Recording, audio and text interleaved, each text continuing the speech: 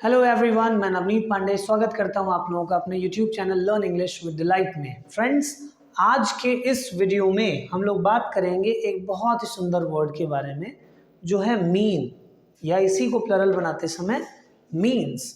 अब चलिए one by one इसका डिस्कशन शुरू करते हैं, ठीक है। सो मीन जो है ये पर्टिकुलरली 3 अलग अलग जगहों पे अलग अलग मीनिंग देता है। पहला, मीन का मतलब ही होता है। दूसरा, मीन का मतलब माध्य होता है। और तीसरा, मीन का मतलब दुष्ट या नीच होता है, मतलब ही सेल्फिश होता है, ठीक है। अब इसको एग्जाम्पल के तौर पे समझते हैं। जैसे यहाँ पे देखिए, मीन का मतलब एक बहुत फेमस सेंटेंस लगभग लोगों के मुंह से आप सुनेंगे, what do you mean, so what do you mean, what do you want to say. इस तरीके से लोग बोलते हैं कि आपका मतलब क्या है, ठीक है। कुछ लोग कहते हैं ना, I mean to say that, मेरा मतलब है कि। सो इस तरीके से व्हाट डू यू मीन, आपका क्या मतलब है, इस तरीके से आप मीन को मतलब के सेंस में यूज कर सकते हैं। दूसरा मीन, ये माध्य के रूप में, मैथ्स में आप पढ़े होंगे मीन मीडियन मोड, ठीक है। सो वही वाले माध्य की बात कर रहे हैं। इसमें क्या होता है, जैसे मान लीजिए 4-5 अंक दे दिए गए हैं, तो उनको जोड़ के फिर क्या करना होता है, डिवाइड कर देना होता है जितने भी अंक दिए गए हैं ना, वही माध्य है। तो देखिए, इसका आंसर मैंने ऑलरेडी आपको दे दिया। How do you find the mean out, आप माध्य कैसे पाते हैं, तो मैंने ऑलरेडी आंसर दे दिया, आप फिर से देख लीजिएगा, आपको पता चल जाएगा।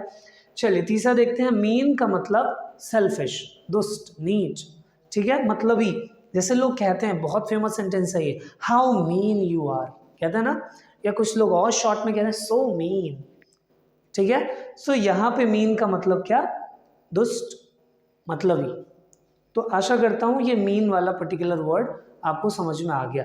लेकिन अब वनडे एग्जाम्स के बच्चे इस वर्ड को बहुत सीरियस समझिएगा।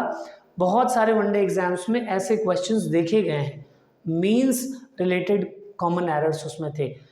यहाँ पे ध्यान से समझने वाली चीज ये है कि मीन्स 2 तरीके से काम करता है। एक तो तरीके के सेंस में जो मेथड है, और दूसरा मीन्स कमाई के सेंस में, अर्निंग के सेंस में काम करता है। मोस्ट इंपॉर्टेंट पार्ट ये है कि मीन्स जब तरीके के सेंस में आता है तो उसमें सिंगुलर और प्लरल ये दोनों फॉर्म में जा सकता है। एग्जाम्पल के तौर पे समझिएगा, the means of learning Hindi is और आर इजी। अब यहाँ पे देखिएगा, अगर हिंदी सीखने का एक मतलब होगा, हिंदी सीखने का जो यहाँ पे तरीका है वो क्या है, सरल है।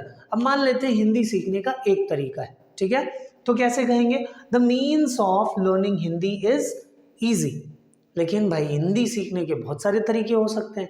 अब बहुत सारे तरीकों की बात करेंगे तो आप क्या कहेंगे, the means of learning Hindi are easy, ठीक है। इस तरीके से ये दोनों सीक्वेंस में काम कर सकता है। ये सिंगुलर भी हो सकता है और ये प्लरल भी हो सकता है, ध्यान रखिएगा कॉम्पिटिटिव के बच्चे। दूसरी चीज देखिएगा, मीन्स कमाई के सेंस में जब आता है तो ये हमेशा प्लरल फॉर्म में यूज किया जाता है, इसको कभी भी सिंगुलर फॉर्म में नहीं यूज किया जाता, ठीक है। जैसे एग्जांपल देखिए, the means of his father are very small, उसके पिताजी की जो कमाई है ना बहुत छोटी है।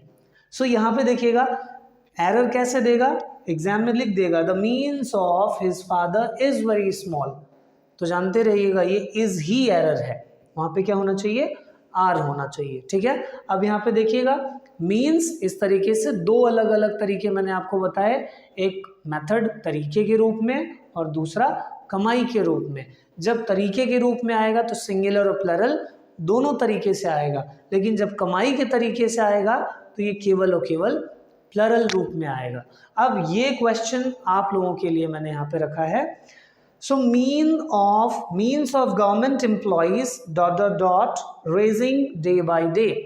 अब ये ... जो है आपको यहाँ पे फिल करना है।